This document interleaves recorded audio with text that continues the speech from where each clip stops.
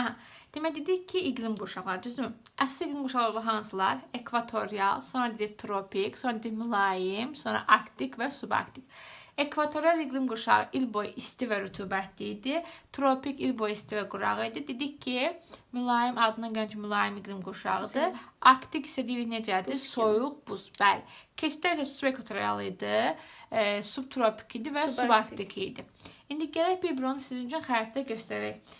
Demək, ekvatorial iqlim qurşağı hansı ərazilər? Baxın, bu isə Amazon ovalığı, Kongo ətrafı, sonra belə deyək, Asiya adaları, hansı ki Kalimantandır, Sumatradır, bu ərazilərdə ekvatorial iqlim qurşağıdır və ekvatorial iqlim qurşağı bir tam zolaq əmələ gətirmir. Subekvatorial iqlim qurşağı isə subekvatorial həm şimalda var, həm cənubda. Məsələn, şimalda deyirik ki, Orinoco ovalığı sahili, sonra məsələn Afrikanın şimal hissəsi, Hindistan yarımadası, Cənub-Şərqi Asiya ərazisi. Cənubda isə subekvatorial iqlim qurşağı Avstraliyanın şimalını əhatə eləyir.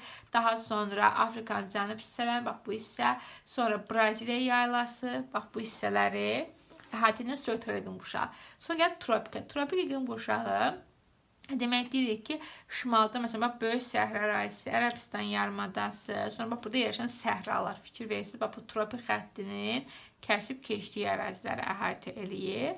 Cənubda da yenə tropik ərazilərin kəsib keçib baxın qırqır xəttləri əhatə edir. Sonra gəldik subtropikə. Subtropik iqlim qurşağı dedik ki, 4 dənə tipi var. Birinci Aralıq dənizdir, ikinci demək dedik ki, kontinentaldır, 3 mussondur, 4 isə bərabər rütubətlidir. Dedik ki, musson iqlimi ancaq şimalda olur, bərabər rütubətli stol isə ancaq cənubda olur. Bəli.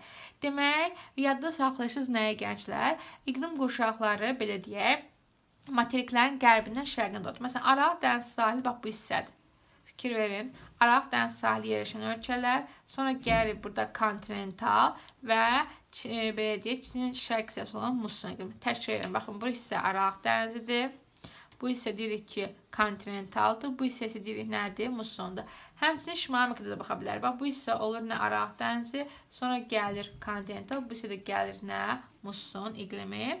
Cənubda isə dedik ki, Aralıq dənizi də var, belə deyək. Baxın, Aralıq dənizi də var və deyirik ki, bərabər rütubətlidir ancaq cənubda. Məsələn, Avstraliyanın bax, cənub hissəsində bərabər rütubətlidir. Sonra Afrikanın cənub-qərb hissəsində, sonra Cənubi Amerikanın bax, bu hissələrində isə bərabər rütubətli tropik iqlimdir. Sonra gəldik mülayimə. Demək, deyirik ki, mülayimdə 4 dənə tip var. Mülayim dənizdir, mülayim kontinentaldır, kəskin kontinentaldır. Bir də deyirik nə?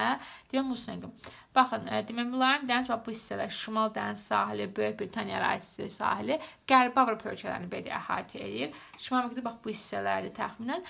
Sonra gəlirik nə? Demək, dedik ki, demək, mülayim kontinental əhatə edir Şərqi Avropa ərazisini, Ural dalğanında olan ərazini. Sonra kəskin kontinental, məsələn, Monqolistan ərazisidir, məsələn, bu Rusiyanın cənubda, hansı ki, belə deyək, kəskin kontinental, məsələn, Sibir ərazisi və s. Şərq hissədə yenə Yaponiyanın şimalı, Kamçatka ərazilər isə musson iqlimidir. Subarktik iqlim isə bax, bu hissələrdir, şimalı əhatə edir subarktik. Belə, cənubda isə, yaddasan, Cənubi Amerikada ən ərazisinə görə böyük cənubda olanlardan və Cənubi Amerikada mülayimdə bitir. Yəni, mülayimdən sonra iqlim qurşağı yoxdur. Ona görə subarktik ancaq şimaldadır. Antarktik isə cənubda okean sahilinə düşür, bildiyiniz kimi. Arktik isə baxın, şimal buzlu okean sahili və Antarktidanın sahili əhatə edir. Bu da iqlim qurşaqlarının xəritdə yerləşməsi idi. Təşəkkür edirik. Çox sağ olun.